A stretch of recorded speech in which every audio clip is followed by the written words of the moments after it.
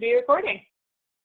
Okay, great. I am Amanda, and I'm going to be doing an instructional session on yoga. A quick training overview. The objective will be that you as students will be able to identify yoga's accessibility, meaning specifically that yoga is for everybody, as well as key physiological and psychological benefits of yoga. The break will be, we're going to start with some background information using a word cloud. Comes to your mind, it can be absolutely anything that comes to your mind. And then we're going to kind of go through the words that come to the cloud and talk about different stereotypes, positive, negative, etc. And then we're going to go into some of the key benefits, both psychological and physiological. And then you guys get to play around with a specific pose. And you guys will practice it. It will be an assessment, but you have a choice of how you want to do it. You can share your webcam. You can send in a picture when you do your Google form or your survey at the end, or you can just give me a voice-guided articulation of how to get into and out of the pose. Then we're going to close with the same question that we start with. So hopefully we'll get to see some differences in our word choice we think of when we hear the word yoga. So moving into the word cloud, you can click on the link that I provided, and what words come to mind when you think of yoga. And I want you to be 100% honest, and also, like, if you do yoga, words that come to mind showing that you have experience in yoga. If you've never done yoga or if you've played with yoga, whatever comes to your mind when you hear yoga, go ahead and just start typing into the box. And I'm going to give you about a minute and a half. Just type, enter, type, enter, type, enter until we have a word cloud.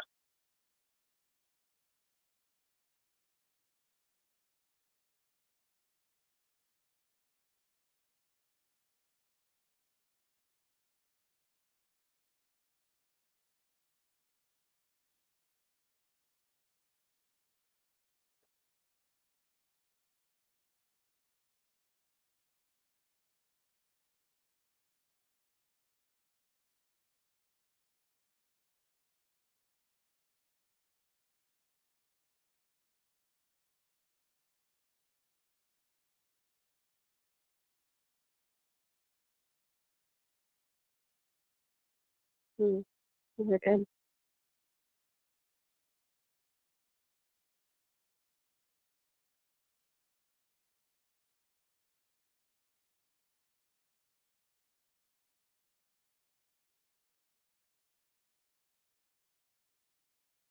Give you about 30 more seconds.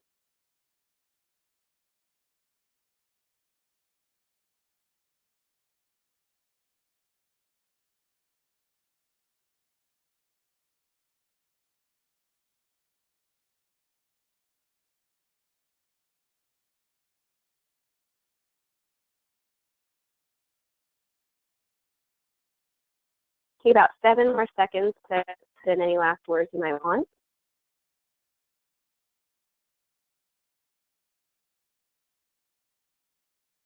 Great.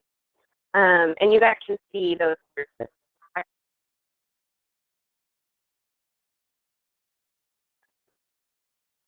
Yeah, I can see them. Okay, good. I was like, did I lose you guys? Okay, perfect. Yes, that works. That's cool. Those are some really great words, and quiet obviously is a big one because the word came up a little larger. So take a quick look at that before I change the page. And let's talk about some of those words. If I can get off of here. Let's talk about some of those descriptions. Now, most of the words that I saw were pretty positive, were very positive. You know, it's quiet, it's calming, zen, flexibility, all of these really great, wonderful things. Trendy is the word, which it definitely is, that I saw. Are there any negative stereotypes or negative experiences that you guys have, either one of you have had with yoga, or have heard words that come to mind when you think of yoga?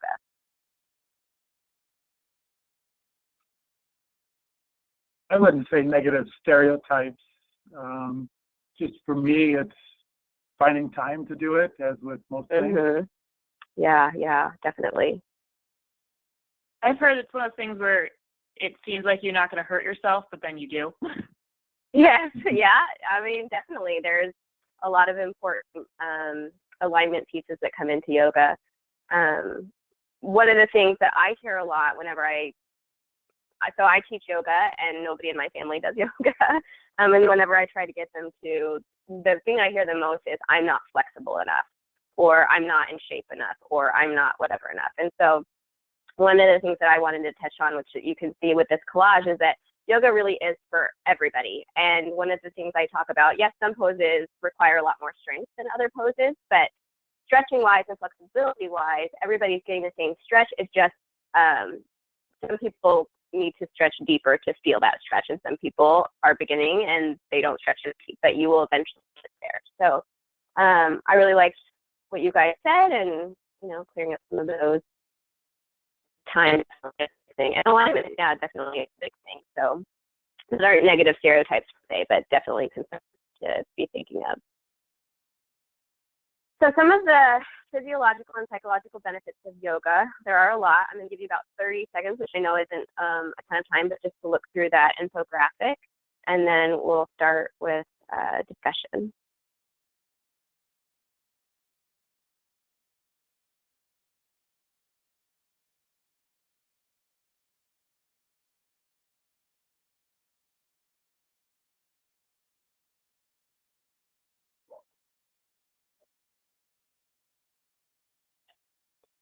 So before I start reading what's on the slide to the left, are there any benefits that struck out to you specifically that you saw?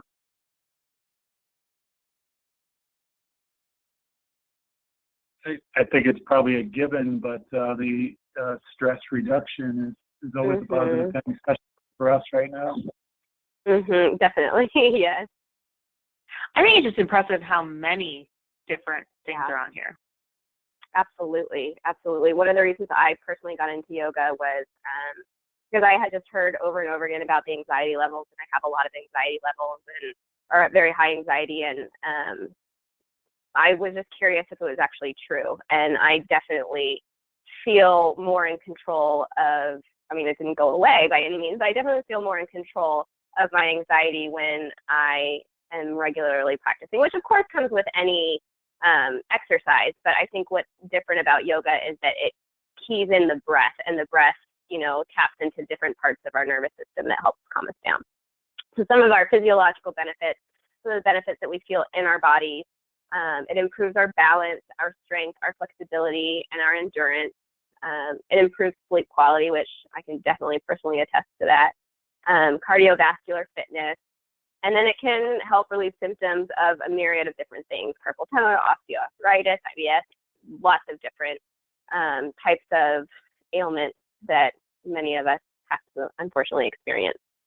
So the psychological benefits, stress reduction, as we said, it can help relieve, manage, I mean, those are some heavy terms, but definitely relieve symptoms of ADD, ADHD. It can help with depression disorders and different stressors, anxiety, as we said before. So there's a lot that the combination of the physical and the breath really helps just all around. And that this is not even including the meditation part. Like I didn't even include any of that. So it really does have some important physiological and psychological benefits. Are there any questions or comments in regards to this slide? No, I'm good. Hey, you guys get to practice. So we're going to do tree pose. Have either one of you ever done tree pose before? I don't believe so either. Okay, great. Well, this will be really fun then. So we're going to go through just what tree pose is, some of the benefits, some of the modifications, and then you're going to watch a quick video of it. And if you don't feel comfortable doing it, like I said before, you can just kind of articulate how to get into and how to get out of the pose. So you can see on the right, there's an infographic that just tells you the body alignment. And it looks like it's a lot, but most of it you'll do naturally once you get into the pose. Some of the benefits are it stretches the thighs, the groins, the torso, and the shoulders. It's a big shoulder opener. It builds strength in your ankles and calves, tones your abdominal muscles, and balance is pretty big, and then, of course, improves your balance. And one of the things that I found really interesting was it can relieve sciatica and reduce flat feet. So that's a really cool benefit from it that I think. If you struggle with balance and modification, as with any yoga pose, there's always different modifications, whether you need less intensity or more intensity. So modifications can go both ways, which is important for me. There are some poses that I feel like I can, you know, one day I'm awesome at it, and the next day I feel like I've never done it before, and I'm not sure why. So modifications are always a really good thing to keep in mind. In order that you can deepen the pose by raising your arms and closing your eyes. Closing your eyes makes it a lot harder to balance. So you can see in the picture, her gaze is level. You want to focus on one thing. The more you dart your eyes around, the harder it is to balance. Shoulders, I noticed for myself, and I noticed for a lot of my students in class, it's really tempting to raise your shoulders to your ears because you're focusing so much, and that tends to be like a stress pose, is you're tensing everything up. So making sure your shoulders are away from your ears, your core is active, your hips are even. Some people like to sink into that standing leg, and that just takes away almost all of the benefits. So you want to make sure that you're extending out through your leg and using those muscles. Weight is in all four corners of the foot. And your hands, her hands are on her waist. They can be there. They can be hands at heart center like in a prayer, or they can be hands overhead. Either of those are okay, or any of those are okay. Also, before we get to the video, and they'll show it in the video, the foot does not have to be all the way up on the thigh. You can have your heel to your ankle with your toes on the floor. You can have your foot on your calf, or you can have your on the side of your calf, or you can have your foot on your thigh. The only place you do not want your foot is right on the knee. And unfortunately, especially in the beginning, that's the most comfortable place. So that's where most people want to put it. But that's just the only place you can't put it. It's not safe for the knee. So we're going to go ahead and watch this video, and then I'm going to let you guys practice.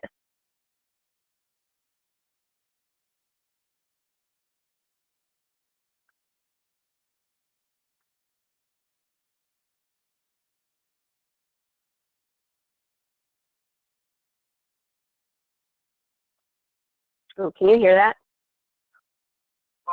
Don't No. be surprised if it injures. No, not at all.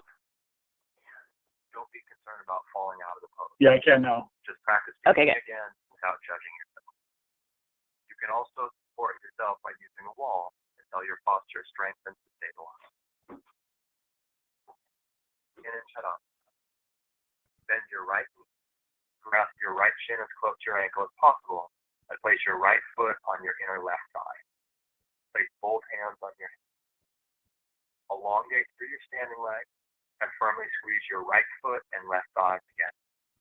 If you're unable to lift your foot all the way onto your thigh, simply bring your foot to your ankle. With your foot pressing firmly into your standing leg, align both of your hip points so that they are facing straight forward. As you do this, gently draw your right knee back. Fold your palms together so that your thumbs touch your heart.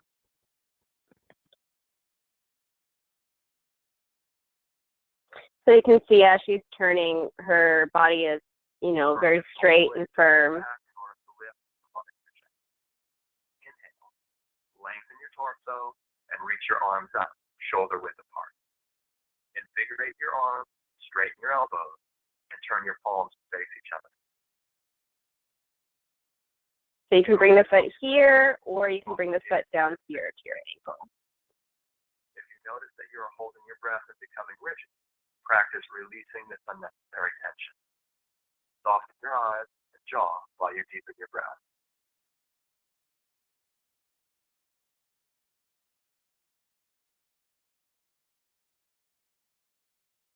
Okay, for the sake of time, I'm going to stop that there. When you do practice, of course, remember you can use the wall for additional support if needed. Keep your breath consistent and your focus still, and that will help with your balance. So here are some pictures of the different modifications that I explained before. So I'm going to give you just a minute to practice, or to pretend that you're practicing when you don't want to actually do it. because I can't see you. And then you can choose an assessment at the end. So I am going to give you a minute starting now.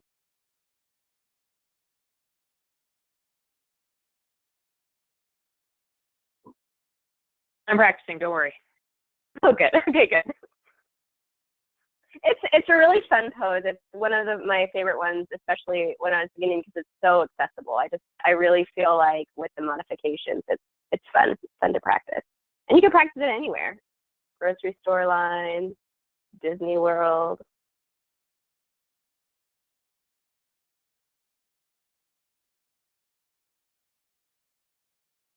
Okay, about 10 more seconds.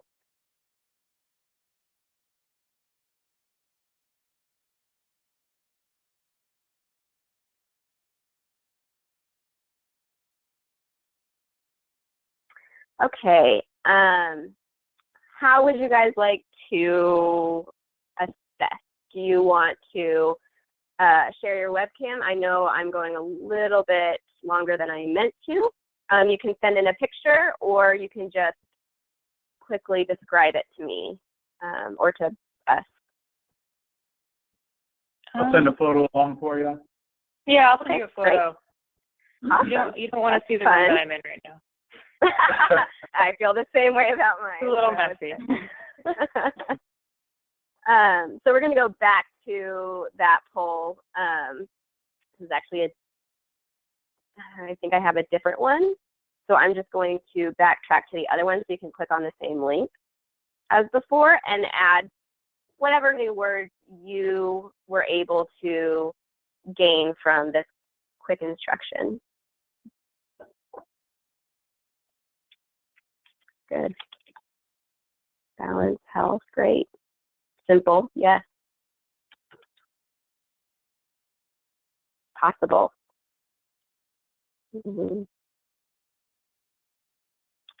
Take about 10 more seconds. De-stressing. Doable. These are really great word cloud. I almost want to print it out so I can put it on something. Yeah, these are great. I'm so glad that you guys were able to put in words that discusses what we talked about, that it is accessible. It is relaxing, which you guys knew before, but it's possible, it's accessible, it's healthy, it's good for you, and it's simple. Yoga doesn't have to be one of those, you see people doing these crazy poses. You get the benefits from even the simple poses, so it is accessible. I have emailed you guys a link for the feedback form, and that is it. Thank you so much for listening and participating. Awesome. Thank you. Good job. That's great. All right, I'm going to stop recording just for a second so we can switch around and save some more bandwidth. Okay. I'm going to take you guys through how to use this great website called Canva to create a social media graphic. I love this site, which is why I wanted to share it with you. I think it's super helpful for this class. So I know I sent an email out earlier saying you could sign up for it. I don't know, did you guys get a chance to do that? I did, yes. Yeah. Yes, I did as well. Oh, great.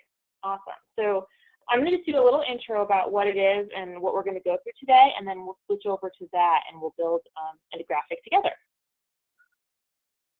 Great. So, I'm excited. Yeah, I love this site. So I actually use it to make my infographic for tomorrow. So check it out. So Canva is, and just a little background, it's an online platform. It's really used by a lot of people for marketing purposes, but anyone can use it. And you can make imagery with text and illustrations and photos, whatever you want to put in it, for website, social media, and print stuff too. And you can get to it via their website, which is canva.com, which I'm assuming you guys went to. And they actually also have an iPad app. And it is free to use. Cool. So yeah, I actually just discovered that today. I usually use the website because I do think it's a little complicated and there's a lot of pieces, so it's usually easier. But I'm going to check that out. But it is free to use, but there are paid components to it, so I'll point that out as we go through the platform of which pieces are paid so you don't accidentally spend any money. But you can definitely use it all for free. And it's been around about 3 years. This graphic at the bottom is from their site. They have 8.8 million users worldwide, which actually for a website is kind of low, which is probably why a lot of people haven't heard about it, but it's definitely taking off. So that is what Canva is. And this is just a glimpse. When you log in, you probably saw this, of all the things that you can create through this platform. So we're going to focus on social media graphics, which is the most popular, but you can do everything from, you know, all of these various social media graphics to a resume to a presentation, which is pretty cool. So like I said, today's focus will be a social media post. So I'm sure you guys have seen one of these lovely photos with inspirational quotes over it. I put some uninspirational quotes in here too because I thought that would be fun. One of my favorites. But all of these could have been made with Canva, and I'm pretty sure these two blue ones were, because there's a lot, you can get very complicated with what you can do with it. But we're just going to focus on something simple like one of these images and text ones, since they're so popular. So our learning objectives then, given that, is at the end of this lesson, you guys will be able to create a social media post that has text and imagery in it using Canva. And specifically, I'm going to break that into 3 pieces. You're going to be able to select and start a new project. Then you're going to be able to add and edit imagery and text in that project. And then we'll be able to save the name and download that final image for use. So you'll be able to go from logging in to having something you can post somewhere. All right, so that is the background. Do you have any questions about that? I think looks great. Awesome. All right, so let's get into this. So here's what we're going to do. So I'm going to walk you guys through kind of these 3 sections, and at the end we can share the project. We'll just switch screens and you can share the project of what you've created. So we're going to create a graphic like this one with an inspirational quote that you like and an image. You do not have to use this quote. You can find your own. I have some saved that I can pull up. But in the end, we'll each have this lovely Instagram post that you can share if you'd like. So to start, we'll go through selecting and starting a new project. So I'm going to use the method that we did in one of our readings where I'm going to walk you through the steps and do them as I'm talking, and like sort of a show and tell, and then let you guys do that as well, and you can let me know when you've completed it. So to start, we're going to switch over to Canva, and the process is we're going to log in, select the social media post project, and then pick a layout, and then all check in. So let me switch over. There it is. You can also play with their background, which I think is fantastic. So everyone will need to pull up canva.com and then put in your information. I'm going to log in quickly. Hopefully I remember what my password is. I always forget. Awesome. And then when you log in, you should see the same thing that I'm seeing now. If you click on this more here, that's where you get to all of your other options. And you can see they have all of these great. I mean, it's almost insane how many they have, and they're always adding more. The other great thing is if you ever need this for some sort of, you're doing a Facebook event, they'll change these dimensions for you as Facebook changes their dimensions. So it's always up to date. Oh, cool. Yeah, super helpful. So when you log in, you're going to click on this first one here that says not all who wander are lost. And it's going to open up into this blank canvas for you.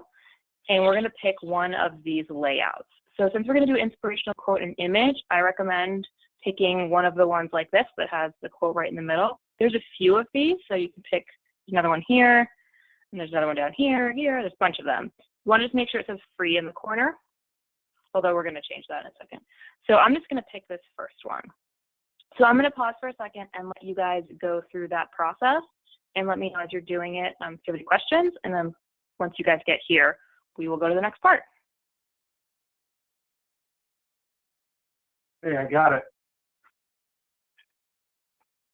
Great. Yep, I got mine too. Okay, so we all have this beautiful post and image. So let me switch back over. So now we're going to go through how we do photos and text, and this is the meat of what we're doing today. So we're going to delete the image that's there, pick a new one, add that in, resize it as we want to, and then we'll do our text and our copy changes. So this is the meat of all of it. Canva's really easy to use. It's pretty similar to PowerPoint in a lot of its functionality. So whenever you want to select something, you just click on it, and you'll see the little trackers appear. If you have the little 4 arrows, that means you can move it. If you do anything and you're like, whoops, that's not what I meant to do, over here in the top corner, there's an undo button. So you can undo what you did by accident. Anytime you click on something, you're going to get this dialog box down here, which is where you can make all your changes. So in this case, we're just deleting it, so we're going to hit the trash can. And then you'll see this beautiful photo. This in Canva represents a layout. So this means that it's a one image layout, and it means you can drop imagery into it, which makes things a lot easier. So once you've deleted it, again, you just hit the little trash can, come over here to Elements, and then Photos, and then you'll see all these free photos that they have. You want to make sure they say free. If it has a little $ in the corner instead, that means they're going to charge you at the end to use it. While you're building it, you can use them, but once you try to download it, they're going to ask you for money. So just make sure you're using stuff that says free.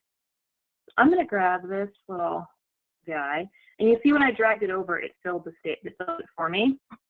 What I did, if you just click it, it'll just do this, which is fine. You can resize it to make it work, but it's a lot easier if you click and drag and drop it right in like that. It'll resize into the background for you.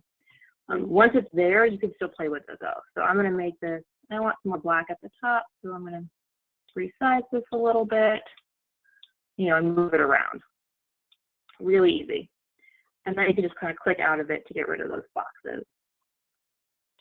To do the text piece, and I'm going to walk through this whole thing for you guys because I think you might want to decide on your text and imagery together, but we can walk through it again. But then you just move it around like you did with the imagery and double click and click once inside of it actually. If you click once inside of it, it'll just start typing in there. You can see this kind of decided it wanted to switch to black font. Sometimes it does stuff like that. Not that big of a deal because we're going to fix that. It's the internet, so sometimes weird things happen. So I'm going to type my quote in, which I think is, if I remember correctly.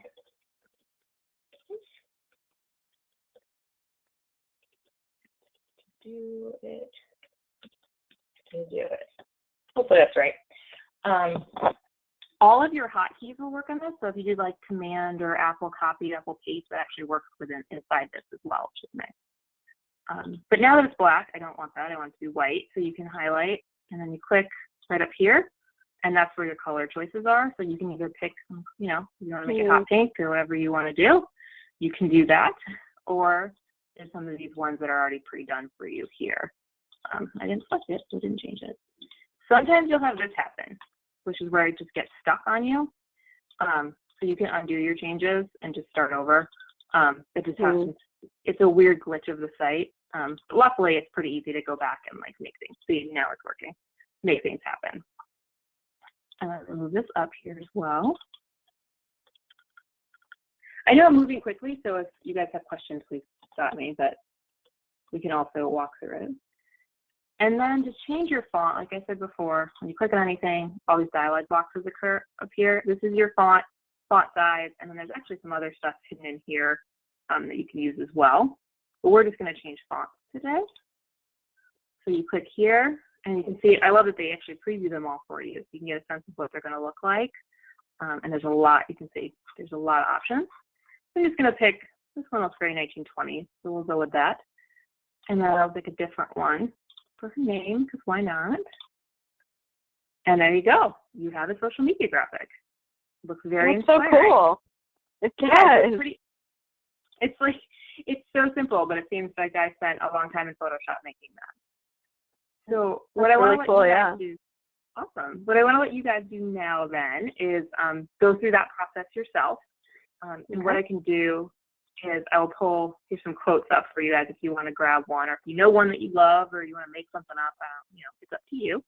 So I'll give you guys a couple minutes to go through that process, and I can also do is kind of scroll this over so you can see the process here as well.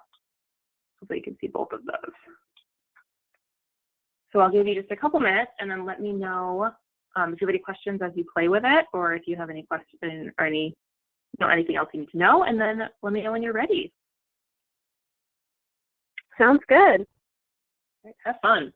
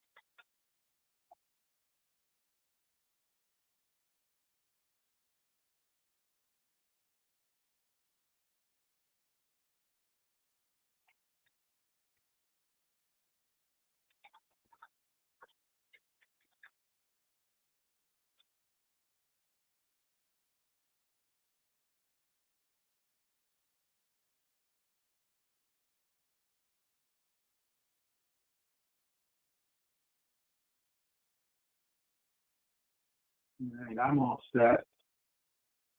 Don't worry, it's okay. You got time. It's all right.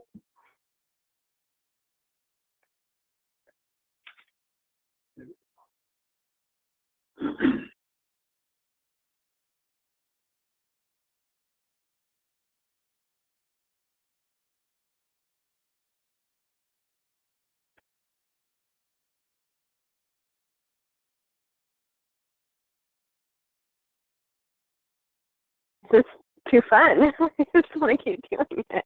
Okay, I am ready. Yes. I was on mute. Sorry. I know it's fun to play with all the images, isn't it? They have so many. It really is.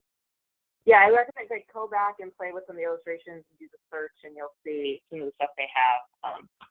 There's a lot of cool stuff. So now that you're ready to publicize your amazing social media graphic, we're almost done. So all you have to do is check your name, then click download, and then download it. So going back over to Canva, what you want to click, so you can see right here, it still has the old quote in it for me. This is your file name. So you want to click on that and change it to whatever you want it to be. So I'm just going to say quote, whatever you want to call it. Wait, 1 second. Sorry, I missed that. Could you show me one more time? Oh, okay, so up here at the top, where the little white dot is next to share, that's the name of your project, your design title. Okay. So if you work off a layout, it might keep the old title. So you want to change that to, whatever you want to call this. Because this is what the file is going to be called when you download it. Got it. It also keeps you from having like a paragraph long file name. Yeah. So you do that first. Then all you have to do is click download, and you have different options. And if you go here, you can actually, if you had like 7 you made and you only want to download 1 of them, that's what this is for. These get bigger in file size as you go down, FYI. So for just like a graphic for the internet, you just would pick image for web. And once you click on it, it should just download for you. This is where if you had picked an image that was had a $sign on it, this is where the little dialog box would come up and charge you for it. And then it's all set. You're done. Great. Awesome. Yeah. And then, it should be, you can open it up in preview or whatever you have on your computer. So what I'd love to do is go to step 4 here, which is share, and just switch screens and see what everybody created. Awesome. Okay, so I'm going to do change presenter, and I'll go to Amanda first. All right. If you want to share your screen. Ooh, very yoga-ish. I like it. Yeah. Something I was about to say, this is my favorite yoga quote. So you nailed it. Yeah, super fun. I really enjoy doing this. Awesome. I love it. All right, Justin, now it's your turn. Switch to you. All right. That's fine with mine downloaded too. Okay. You can show the Canva backdrop too, that's fine. So you should have it now. Just to share your screen. There. Ooh, nice photo. Oh, that's so cool. I love it. Great. See, that would get a lot of clicks on Instagram. I like it. Yeah, that's awesome. I'm going to grab it back for 1 second. So I will send you, so yeah, that's everything. You guys know how to use it. You have the SurveyMonkey link. I will give you just another hint. So actually I should say, now that you're done, if you go back to your original thing and you go to your designs, it will be there. So you can always go back and edit it. And then you can always create more. And they do have, for our homework, some infographics that you can work off their templates for. This is where these ones that don't say free, that's where there's going to be a cost to the template. So just FYI. Okay. It's a hint. So I used one of these and they got me, and I was like, oh man. Yeah. And after all that work, you're like, okay. I'll pay you $1. Yeah. There's also these ones at the bottom, if you scroll further down, that are blank. So if you wanted to create things, it's a little bit clunky to work with that many imagery in this platform, I think. So I would stick with one of these ones. start if you wanted to use it. Just FYI. That's great. All right. Well, that's it for me. Right. I will Great. stop sharing. Okay. And Justin, I'll switch it over to you. All right. Yes. All right. Give me just a second to get a few things set up here.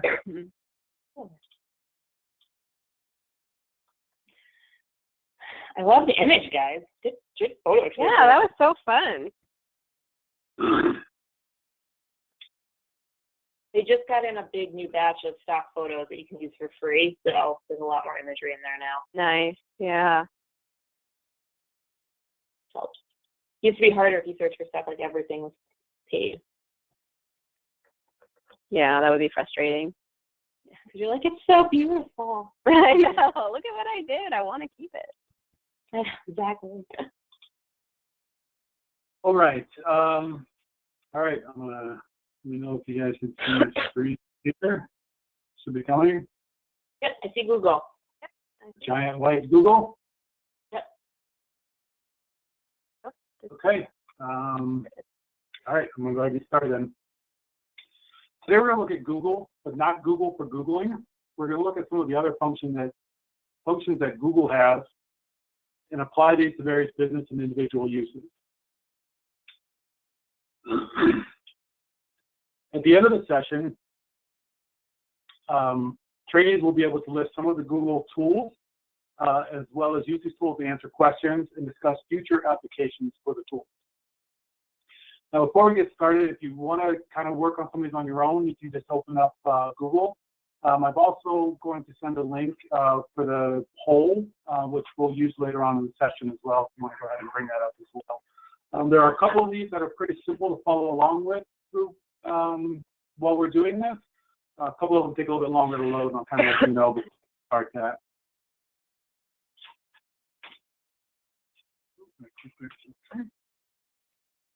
Okay, so we will get started. So like I said, I'm going to do this through the browser as opposed to going through the show and tell type of thing. We're just going to kind of go through each one of these different things actually through the browser. So if you have any questions, stop me and let me know. The first thing that we're going to use is called Google Notes. Actually, it was formerly called Notes. They've renamed it to Keep. And what this is basically a bulletin board where you can add notes to it. And this is tied to your Google login. So any browser that you log into, you can see where these notes are at. You can change the colors of the notes if you have certain notes to do at work, certain notes to do at home.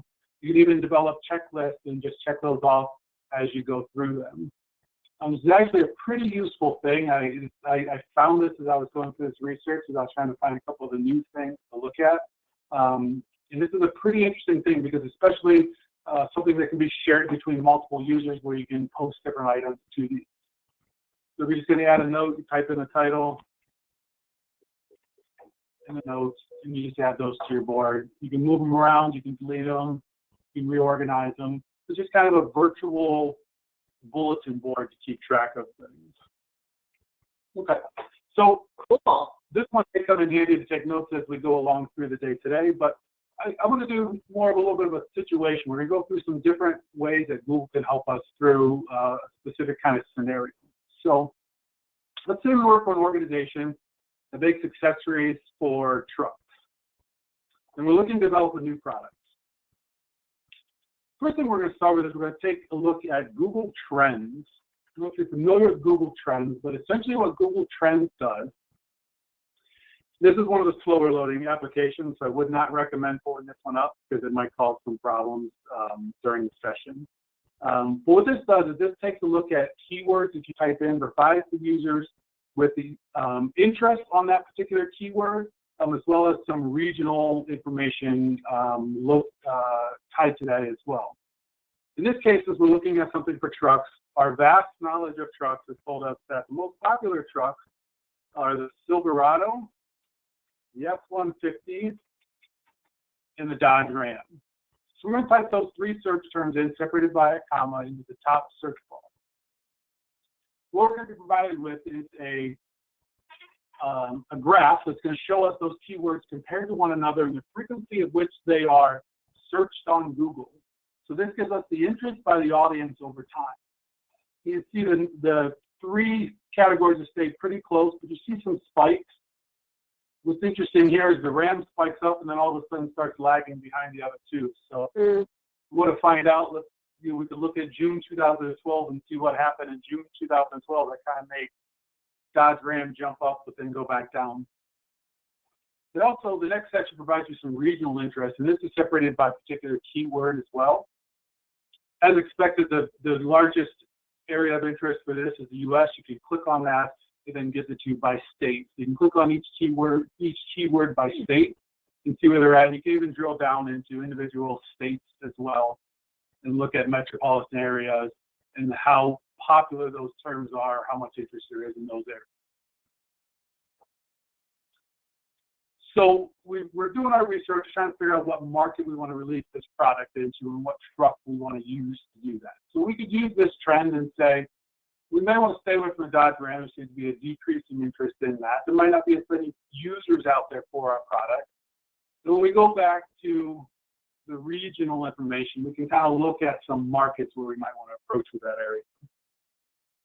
So our next step might be to try to see what other trends are going on or what other people are doing when it comes to truck accessories. So Google has a patent search where you can type in, let's just type in pickup truck accessories. And this will give us a list of all the patents that are on file that have those keywords in them. In this case, we're going to sort them by date. So we can see the latest patent filings that have to do with our particular topic. You click on any one of these, it provides quite a bit of information from the abstract to the images, claims, and description of those patents. So if we're doing this research, this would be a good place to start to find out what others are doing within that industry. Okay, so we've got our product picked out. We decided to use to produce this product in Mexico. However, the manufacturer that's been recommended to us, their website's only in Spanish. While that loads, we're going to pull up Google Translate. Google Translate has two different options. One is on the home screen where you can just type in a word and it will translate it for you.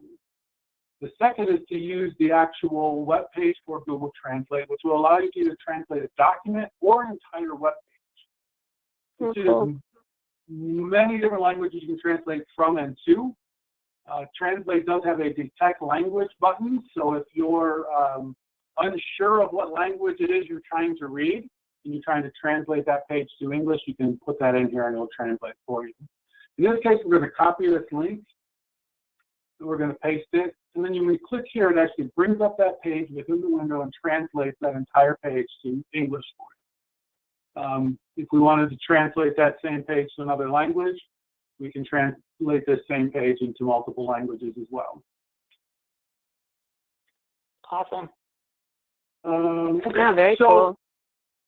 The Google Translate comes in handy, especially if you're doing any type of businesses internationally where language barrier may be difficult, or you get a document back that has something on it where maybe you understand portions of it, but you don't understand certain ones. So let's say now that we contacted the manufacturer and we got a quote. So they sent us a quote. They sent us a quote for 178 pesos per piece. So Google has the ability to do multiple conversions. Whoops, let's type the right number in.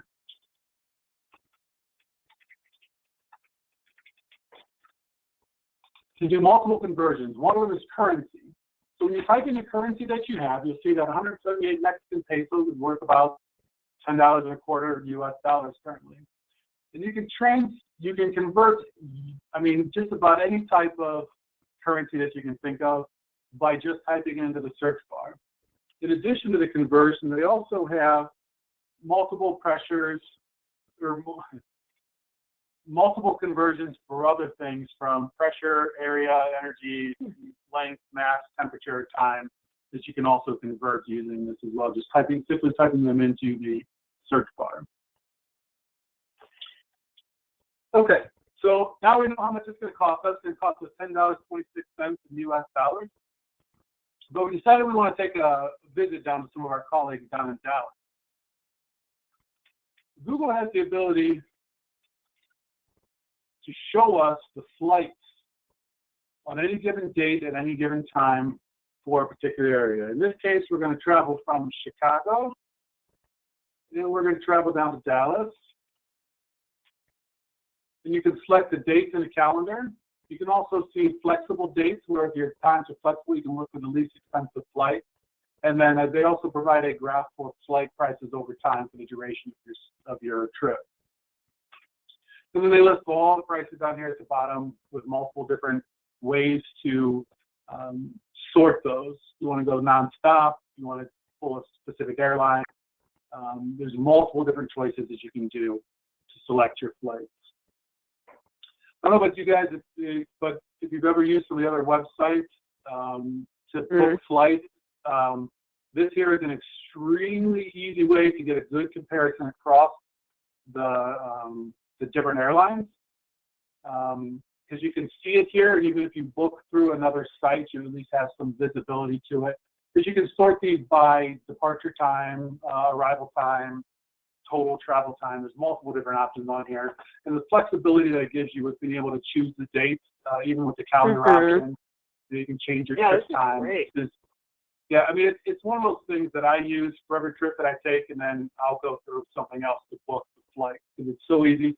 You can also add area airports. So if you're open to traveling from an airport that might be a little bit farther away, you can add that airport in here as well, and you can search multiple airports in the area. So the other thing those are really good deals. Yeah. I was like looking at the prices, I'm like, those are really good. They are, yeah. And that's what's nice about it. It does give you that ability to kind of see a lot at once. The other thing that Google can do with a flight is if you actually have a flight number and you search that flight number, it will give you the status of that flight as well. So American Airlines flight number 91 currently landed. It arrived at Chicago. It landed at 7:43 p.m.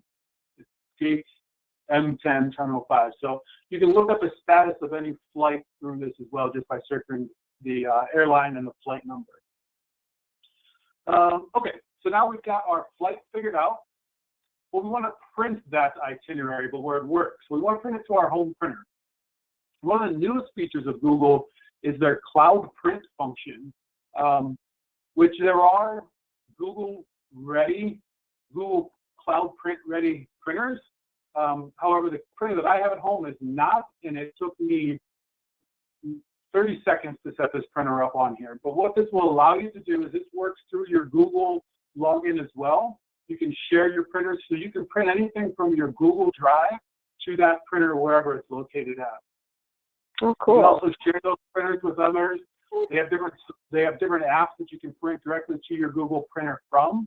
But being able to print from the drive, you can just pull this up and print it straight to that printer, even remotely.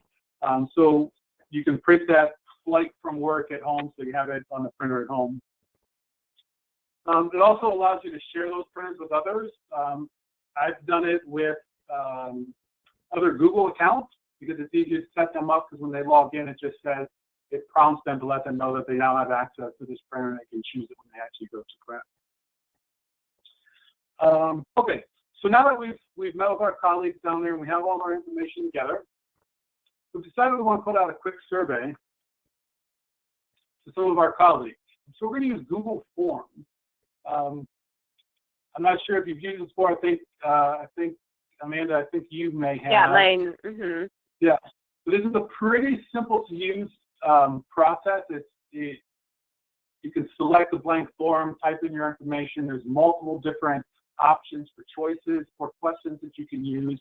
In this case, for our example, I created one, just a quick one earlier today that will hopefully show up here on the bottom. Okay. So we typed in just different color options. So what color should we produce first? So we've got 16 responses that show up in a graph here. This also allows you, if you have multiple questions, it's not very beneficial on a single question, but you can go into an individual response and see, sir, question number 1, the first person that replied indicated black. You can go through those survey responses there as well. And one nice thing is that about this is there is no other information provided on here other than the results of this survey. So it is an anonymous response unless, you know, there's an indication for, you know, a name or other identifying features on them. So, okay, so we've gone through some of these functions. One thing I did want to show you before we moved on is in the top section here, when you log into Google, there's all these little boxes here. You click on those and click on more and click on more again. This gives you a list of a lot of the different products that Google offers. So we touched on a few of these, but there's a lot more of them out there. YouTube with Google, Google Play, image search. There's a lot of different apps that are listed on here. So I encourage you to go through those and look and see if there's anything that you can find in there that you can use, either this or from an individual standpoint as well. Okay, so now that we've worked out the accessory for our company, we're going to take a vacation. We're going to go to Montego Bay, Jamaica. I like this presentation. Unfortunately, in Montego Bay, Jamaica is where you guys get to do some work. Oh. So I'm going to ask you a couple of different questions that we're going to use the things that we've done, the different apps that we've learned about to answer these questions. So I'll ask you the first question here. First question says, I have $10,000 in Jamaican money left on my trip. Did I strike it rich while I was down there? So use the Google conversion to find out what that $10,000 Jamaican money is worth to us in U.S. dollars. Either I gave you guys the link in the GoToMeeting chat there, so you can click on that. Ah, you're so fast. Okay, hold on. It auto-filled on me. Okay, it just came up for me. I had to pull my phone up.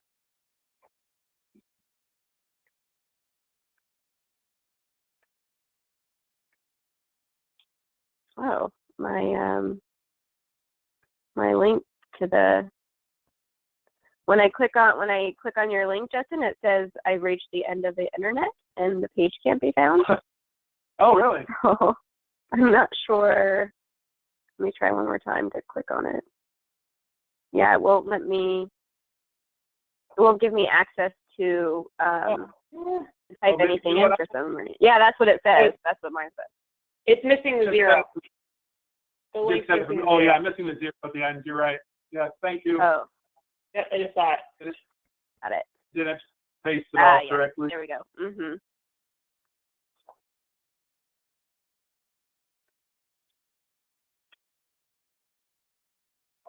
All right, I don't think this. All right, so as we found out, we did not strike it rich in Jamaica. In fact, we only got $82 left while we were in Jamaica. Sad. So let's move on to the next question. I've come home with less. What's that? Did I come home with less? Yeah, That's true. I have to. So the next question we have is, now that we know how much money we have, what about our flight? Is it on time? So here's the flight number up top. Here's WestJet flight 2661. Let's use Google and find out if our flight's on time.